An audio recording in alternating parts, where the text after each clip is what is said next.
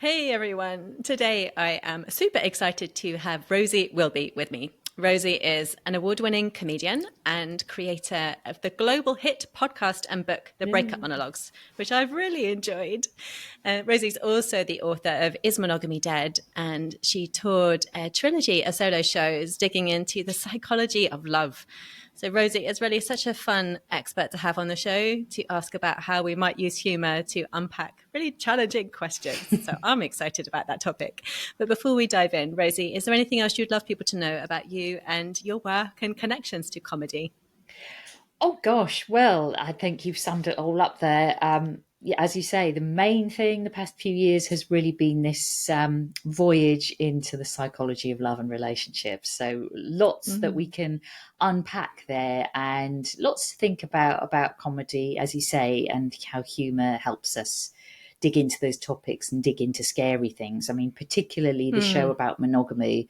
When I first took that to Edinburgh, that was in 2013, and it was still a very scary thing for people to be questioning. So Yeah. certainly humour was a way to sort of think about what we mean, because I just felt some of these concepts are based on an assumption that we all mean the same thing. And of course, many of us don't, because we've got very individual and personal boundaries and desires and different ways of thinking about consent and what we want. Yeah, I love it. And that's one of the reasons why I'm drawn to humor too, is because I'm actually like both incredibly serious and intense and absolutely ridiculous. And I love humor for digging into things like you say that are a bit scary or that I don't understand or that don't sit right. So I love that about your work and I really enjoyed reading. So I Great. wanted to actually start with the Breakup Monologues, which is the one that I've read most recently. And just to ask for listeners who may not have read it yet, just a little bit of an insight into what the process was like for your first draft, so they can maybe understand sort of where that sits in this sort of nest of pursuing these questions. What was the first draft of that book like as a process for you? Well, the Breakup Monologues initially was a podcast, a live podcast that I've been Yeah. touring around and continue to tour around with fellow comedians, sharing various stories of heartbreak and recovery. And as you say, a mix of the ridiculous and, the people who've run out naked out of the house to lie in the road in front of their partner's car to stop them driving away, to the really serious and poignant, and the person who completely rediscovered themselves and had a complete reawakening and found a new sense of identity and sense of self in the wake of heartbreak and reinvented themselves. So for that reason, the subtitle of the book, very quickly my publisher and I settled on the idea of the unexpected joy of heartbreak, because I did want to take this slightly optimistic tone, because there was going to be humor, and sort of look at how it can be, this very, very challenging, difficult, desperately sad situation can be sort of repurposed as this opportunity for reflection and thinking and healing and learning and growing. And there are certainly many, many people, including myself, who've done that. I mean, I actually started comedy in the wake of heartbreak, I think, as certain other successful and famous comedians have done. So it can be this portal into something new, the beginning of a new chapter. For that reason, I sort of wrote the first half of the book in a kind of backwards timeline and the second half of the book in a forwards timeline, to give this sense that the ending of something might well be the beginning of something new. And early on in the book, we've got this lovely illustration that somebody did of a butterfly painting, because I had this sense of the child's butterfly painting and how there often is a strange symmetry to our lives, but we might look at different parts of our lives and from different perspectives, and depending how, as a child, the sort of paint gets smooshed together, we might see the picture in different ways when different parts of it are highlighted. So yeah, Yeah. the first draft of the And book, I guess, yeah, that was a kind of starting point, the unexpected joy, and just really this idea of that timeline and that sort of symmetry, and really wanting to weave in some of the other people's anecdotes and funny stories that they told me on the podcast with my own story of finally staying in a relationship. That's brilliant. And did you have that structure before you started writing the book? Because it's such an effective structure. Or did you feel like, did you actually have to kind of put down a draft and then find a kind of organizing principle to make sense of it? Well, with non-fiction, I mean, I'm actually writing my first novel at the moment, and fiction is a different process because you have to pretty much finish the whole thing before you submit it to publishers, Yeah. which actually feels like an incredibly vulnerable thing because you're spending all this time writing something thinking, Yeah. oh, maybe nobody will ever read it. Yeah. And so that is weird. And that's a novel set in the comedy world. So, maybe we'll come on to talk a little bit about how that's going. But with non-fiction, you do tend to pitch a fairly detailed proposal with maybe a couple of sample chapters to an agent and then a publisher.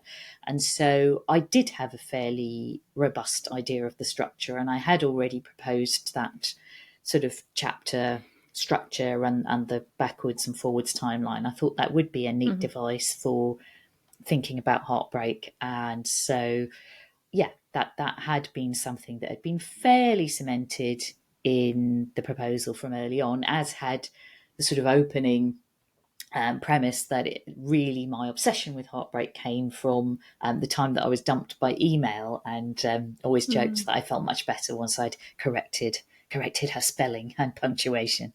Yeah. And sort of how we do dig for the dark humour in these difficult moments to try and make the unpalatable seem more palatable. The fact that you've been rejected in this what seems like quite abrupt way. How do I sort of make that fun?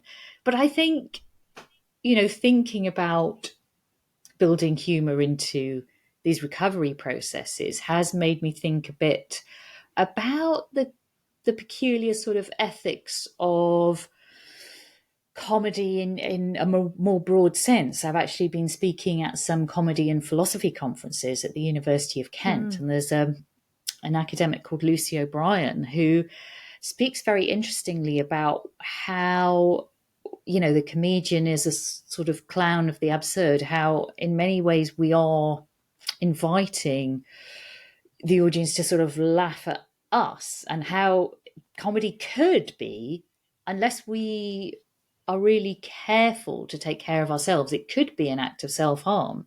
And, as a lesbian woman who's always been very open about my identity and has always brought that into my comedy, I've thought back about past events, past gigs, and particularly in the wake of sort of Hannah Gadsby's show, Nanette, where she spoke very openly about that sort of tension between humility and humiliation. I have thought very carefully about past experiences of being on stage where it does feel like you could be inviting the audience to laugh at some of the most vulnerable parts of yourself, and that that there is something quite tricky there. And I think particularly when you're a newer act and you haven't equipped yourself with all of the tools to sort of defend yourself against, let's face it, some of the gladiatorial aspects of some of the heckly comedy clubs. Yeah, and thank you for touching on that, because that was one of the things that I wanted to ask you about. For like writers who are like both thinking that they have like some questions that they're really gnawing at and interested in, and do want to bring personal stories to it. Any things that have helped you from the perspective that you're at now in terms of trying to do that in a way that really works for you? Like, how do you kind of set up for yourself, like where those boundaries are, where that compass is as it relates to both your well-being and also how you think about relationships you're currently in? And not an easy question, I know, but you're such a good person to ask. It's so complicated, isn't it? And yeah, it's been an interesting time to have written this book, because it was at a time when I was forced to take a step back from live comedy, because I wrote this book during the pandemic when comedy clubs were all closed.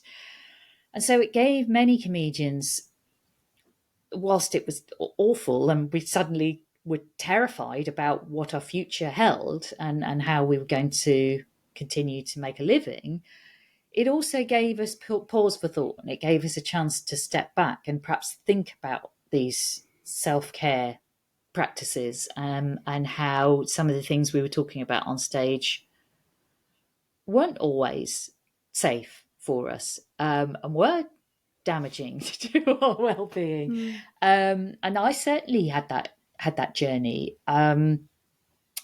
And yeah, I do think, for me, thinking about breakups and my identity as a gay woman are very, very wrapped together, because I've had so many invisible relationships, because I'm of a certain age where the world wasn't accepting about who I was, when I was having my sort of early adult relationships. And that was incredibly traumatic. And so it has been difficult to think about those things, but also then celebratory to think about breakups, because even though the breakup is a sad thing, it's the end of a relationship, it also, if you sort of celebrate that in a way, you are at least acknowledging that the relationship happened. When for me, so many of my relationships, it felt like it wasn't happening because it wasn't acknowledged in the world. We couldn't get married, we couldn't have children, we couldn't move in together in some cases, because partners wouldn't have been kind of open and out to parents and families and so on. So I think that writing books and speaking at different types of events, literary festivals, as I mentioned, philosophy conferences and so on, has given me this outlet where I have more permission to, and having this conversation with you, I've got more permission to explore beyond the restrictions and pressures of a 20-minute set at a jonglers type comedy club. I mean, I'll be honest, I've also been, in more recent years, more selective about where I perform. Comedy is growing and developing, and there are, thanks to lots and lots of different organizations like Funny Women and so on, there are more and more diverse voices. There are more women, there are more people of color, there are more people talking about sexuality and gender and being trans, and different racial identities and cultural identities. That there is more of a breadth of the experience that we're hearing about. But ultimately the sort of default experience that we hear about is the sort of straight white young cis straight man. So it's still it's still interesting. A lot of those nights, you feel like you're the novelty act if you're the woman, or the gay person, or the person of color. So there's still a way to go in terms of everybody feeling comfortable, and that goes for some audiences as well. I know plenty of lesbian women who will only go to a sort of comedy night that is put on for them, that is like a lesbian comedy night, not necessarily that the acts are all gay, but they're in a sort of safe space. They're in a kind of gay-friendly venue, and most of the acts might be women or gay comics, and there will be a certain tone and a certain sort of voice that they hear. Yeah, thank you. Lots of really helpful things to think about there for people. And I want to ask you, because you do have this like multi-experience of really kind of forging your voice in the sort of fires of live comedy and all the heckling and everything, but you've also brought storytelling into your podcast and other people's stories, and then you've also successfully managed to get humour onto the page. I wanted to ask you, particularly in relation to kind of getting it onto the page, whether there's anything that you had to struggle with in terms of finding that voice and translating it, or whether that was quite an easy transition for you. And the reason that I'm asking is that when we talk about voice, it can be so tricky to kind of identify what that is. And sometimes people have a natural assumption that then when they come to write a book, it's just going to be an easy connection. So I'd love to know what your experience was, and any tips for anyone else who's struggling. Yeah. Just as you were asking that question, my dog walked across the floor. And just in case any listeners heard a little sort of clacking, because once my dog was walking around in a podcast, and the presenter thought that I was typing on a typewriter and actually writing at the same time. No, I recognise those little claws on the floor. Yeah, claws on the floor. Lovely dog. So I'm just letting you know what that little lovely little background noises. Let's say the Dogs are dog is super typing. welcome. Dog is writing a book. Yeah. Oh, I like it. Is he working on your next novel for you? I hope so. I If mean, so, come on. please can I borrow him or her? Yeah. Yeah, she's Dolly, she's called. So, yeah, it'd be Yeah. great if I could train her up to at least do a bit of editing or something, proofreading. You're onto Maybe she's something. not going to come up with a masterpiece all on her own.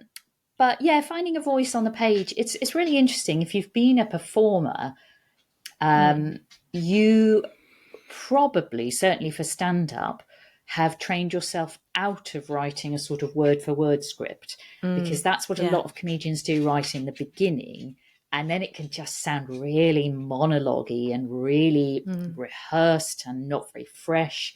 And you tend to veer more to sort of, I mean, people will have different strategies, but more of a bullet pointy, this is the punchline I'm trying to get to. And I've said this setup so many times. I have got a fairly scripted and well-grooved way of going about it, but it's not like a script that you've had to learn in quite the same way that if it's a drama or a play or something like that. So you do have to find a slightly different voice. And I've definitely found that there's a different type of writing that is, I mean, I suppose one of the kind of comedic scenes in the Breakup Monologues is, and I always make sure I have a chapter that I can read out live at events that is funny, that has got those sort of laugh out loud moments. In my first book, there's one where I go to a lesbian sauna and the showers are all one-timers, which is another live favourite. But the sort of sex lab scene was one that I wrote deliberately with the intention of being able to perform it and reading it at events. And so you do have this kind of bizarre scenario where I volunteered to participate in this experiment, and you're sort of shown erotica and having your arousal measured so along with your pupil dilation and so on. And of course, the brilliant bit about that tickled me the most was how the control clip they're showing you in between the erotic images is actually a David Attenborough nature documentary, which most people I speak to about it say, well, that would be the really arousing bit, right? Oh, really? Oh no, I don't know. He's too grandfatherly. Yeah. Well, I think they were thinking that maybe they were showing, the animals getting frisky, but it wasn't. It was very sort of calming, soothing, I don't know, slow motion shots of grass growing or snow melting or something. But actually snow melting, I mean, that sort of sounds quite erotic. Okay, yeah. I don't know. Yeah, it does. Whatever turns you on. I think it was very much for the book. It was about and I guess it could well be for stage as well. It's about finding those experiences that are a bit different and absurd and unusual, and I sort of like having some of those experiences where you put yourself out of your comfort zone. I definitely made sure to have one or two of those in my book. And in the first book, I also go and perform comedy at a sex party, and I'm sort of bumbling my way around in my very middle class, kind of slightly prudish way. But what's interesting about that experience was it taught me so much about boundaries and communication and how to do that so much better than many of us do. So, I think it's about seeking out experiences. I think particularly when you're going to write a book and you've got to write as many words as you need to write, for a typical non-fiction book, maybe about 70,000 words, whereas a sort of 1 hour Edinburgh show probably maybe about 7,000 or 8,000 words. So it's about 10 times as much as you're looking for a book. But as I say, you can sort of dwell on moments, ideas, issues, emotions a little bit longer in the pages of a book, because you are in this sort of different connection and a much more intimate connection with the reader, because there's just one of them at any one time. I mean, obviously you might be doing an Edinburgh show where there's only one audience member, but you're hoping not. Yeah. Oh, that's really helpful. And I love the challenge for listeners to think about what experiences might actually bring extra life to their work. That's very fun. And you make it look really easy in the book how you capture some of those experiences, and also how you, like at the start of chapters, you'll just really elegantly drop us into a scene as a way of really engaging us. And you make it look really easy, but it's not easy. So, all right, I think it necessarily is. So I'd love to know, because you're really good at selecting the details that really bring it to life. So, from a craft perspective, do you think that's just something that you've kind of naturally trained your eye to do, or are there any tips that you have for people? Because you're great at capturing dialogue, you're great at capturing the visuals, you're great at capturing like the feel of the scene. What's helped you be able to kind of develop that level of craft? I think when you are a comedian, when you are a stand-up, you do develop observational skills. Yeah. You do look around you for, what's that old lady arguing with the bus driver about? What are that couple chatting about? Look at them over there. What's that person doing? And so you are kind of eavesdropping on conversations a lot of the time and overhearing Yeah. funny things. I mean, one of my favorite episodes of the Breakup Monologues podcast kind of starts off with fellow comedian Carly Smallman.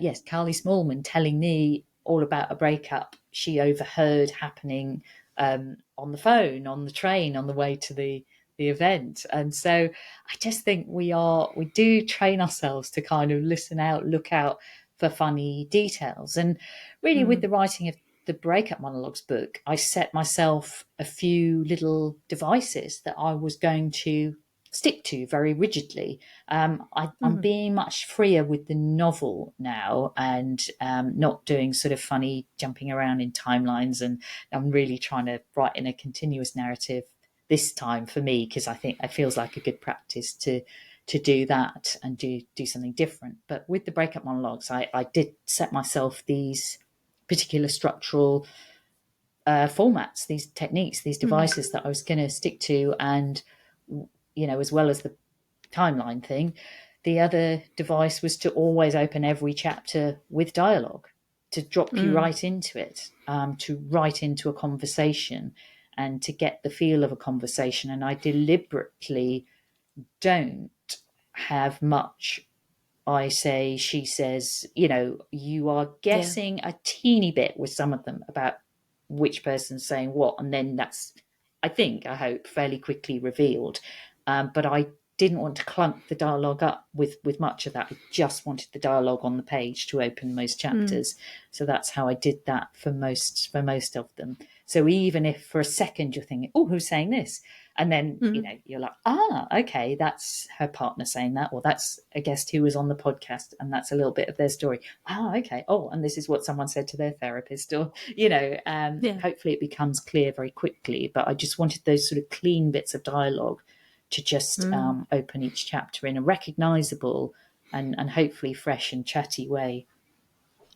Exactly. That's exactly right. And it does just that. And it's such a delight to read them, because like you say, we're dropped in really quickly, and all those words that you're using, like clean and, but also chatty, because it's not cold. It's like, but we're immediately like with you in the car on the trip to the whatever, like it's not weighed down by all the extraneous stuff. So it has a lovely sort of, rapid elegance to it, which is I really enjoyed. And so listeners, I Great. really recommend going and looking, because again, it's until you try and do it yourself, you're like, oh, you just sort of take it for granted, and then you're like, how did we get through all this so quickly, and how am I now in the sex clinic, and I know exactly, like I've got a sense of the person, and I feel this discomfort. It's really great.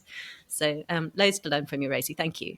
And I'd love to know about the novel that you're currently working on, like where that's come from for you, and how you're finding it in comparison to the nonfiction. Sounds like you're really good at setting yourself new challenges.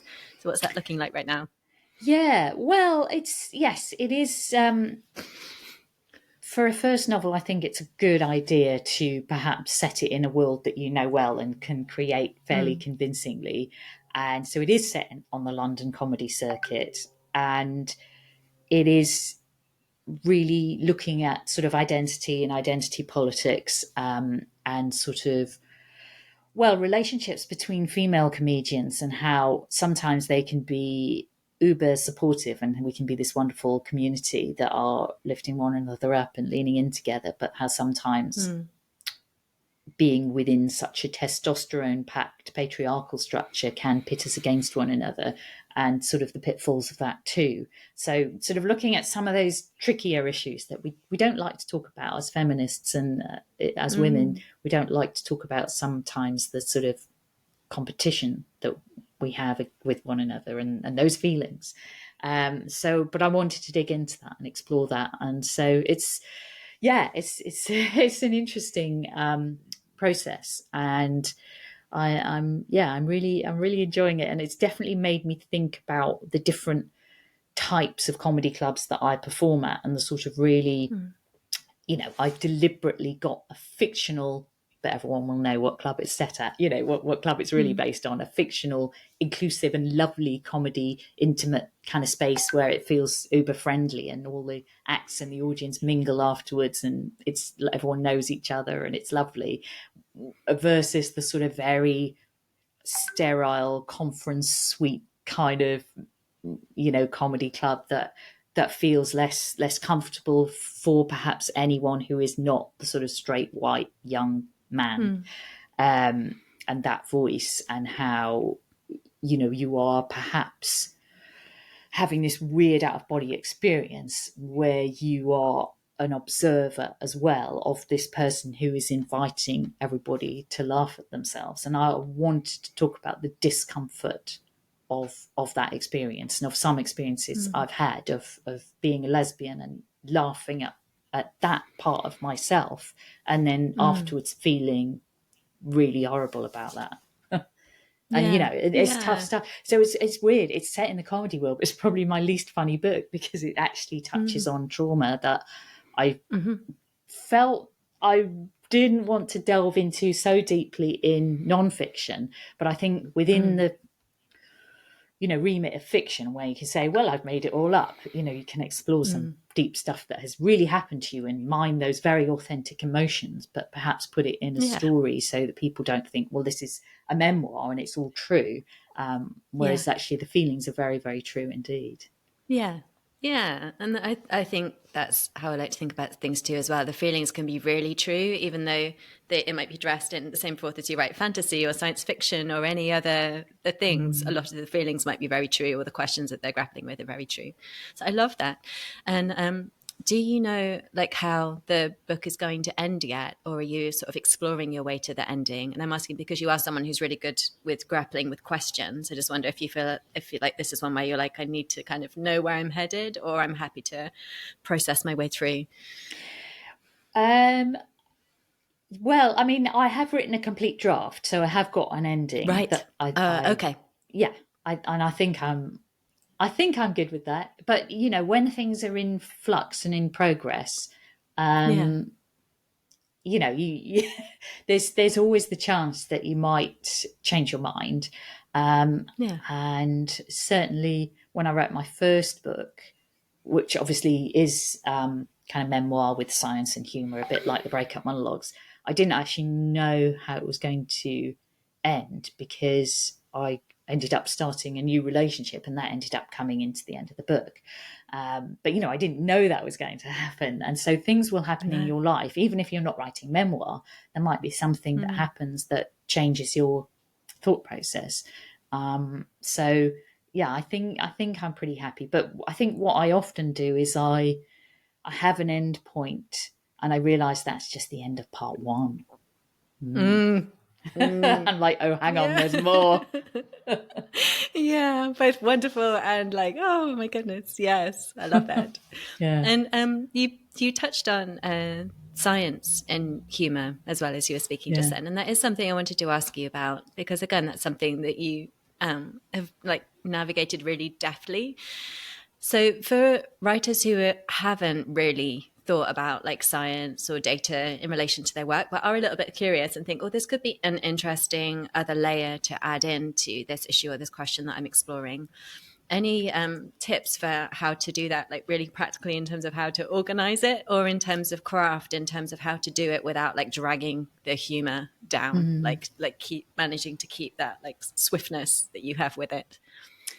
Well, yes. I mean, I think for me, it has been about really immersing myself in the science experiment. So rather than just go and interview someone who conducts sex lab experiments, say, what have you found out from these experiments? To actually go and do it and have a very funny experience doing it, but also then talk about what the findings of those experiments are and how, men and women have, a different sort of connection with between what they, say is their sort of palette of arousal or desire and what seems to be going on actually physiologically, and how women sometimes have a disconnect because we're sort of restrained by these culturally restrictive sort of ideas about female sexuality, and how we might be sort of much more broad than we realize and we like to say publicly. So, I think you can sort of immerse yourself in the experience. Maybe that was a way for me of doing it, and make yourself the sort of scientific guinea pig and the subject of what's happening. So that was sort of how I've done it. But I do think science can be incredibly comforting. It feels like something you can hold on to, even though, of course, if you get into some realms of science, we are still, there's lots of unknown questions when we're sort of talking about Schrodinger's cat and so on. Is it dead or is it alive? But in general, it feels like there's something solid about an explanation for things. And I sort of find that comforting. And so I also think that a lot of, and this is something I sort of am touching on a bit in the novel, the sort of the idea of the craft of comedy and creativity, and how there is this tension between the science and creativity of that. And we have been thinking about how when I started comedy, I sort of had a star rating system for rating my jokes, and it's a very scientific craft of, well, that one better go because nobody ever laughs at that one. Oh, well, that's a 3-star joke. Everyone always laughs at that one. Oh no, my 3-star joke has become a 2-star joke. It's got weaker. What's happened? And it does become this weird sort of science that you're constantly filtering and updating your set based on.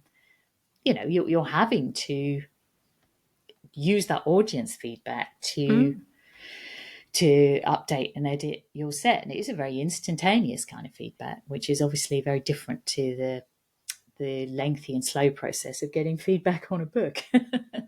Yeah.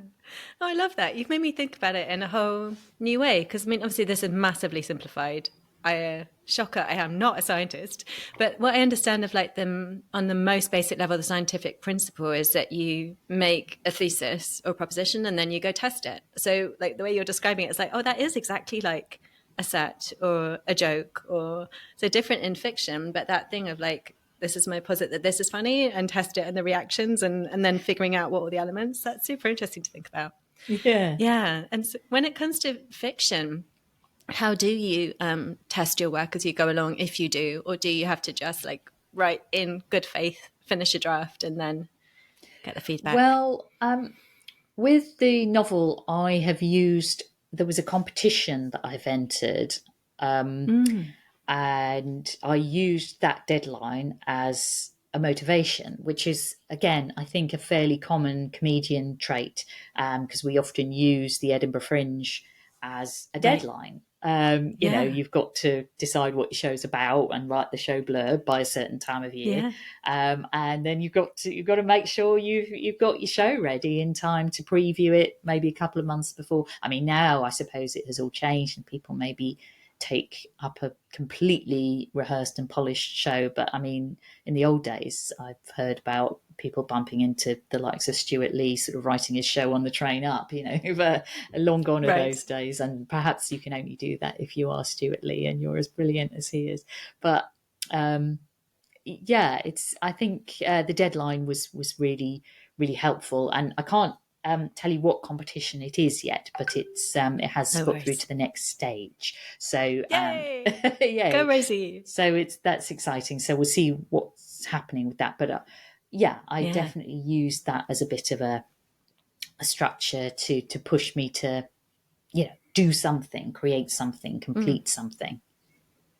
Oh, fabulous. Oh, rooting for you, Rosie. I love it. Thank you. And I wanted to ask just one more question before we wrap up, which is just what kind of comedy shows or books or films you've really loved that have stuck in your mind in the last couple of years. So they might be comedy, but because you explore questions so broadly, they might not be. And this is just so listeners, and myself included, might go and check out your recommendations. Oh, heck. And when you said last couple of years, that's really thrown me, Yeah. because Has it?